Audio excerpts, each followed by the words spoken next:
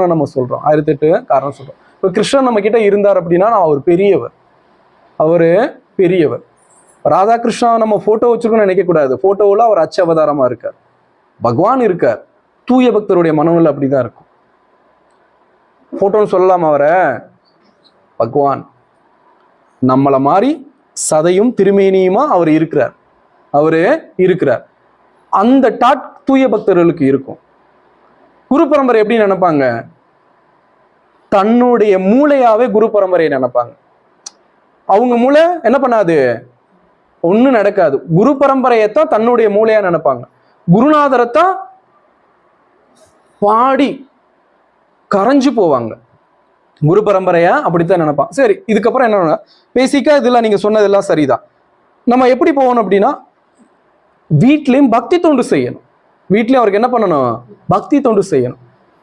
எனக்கு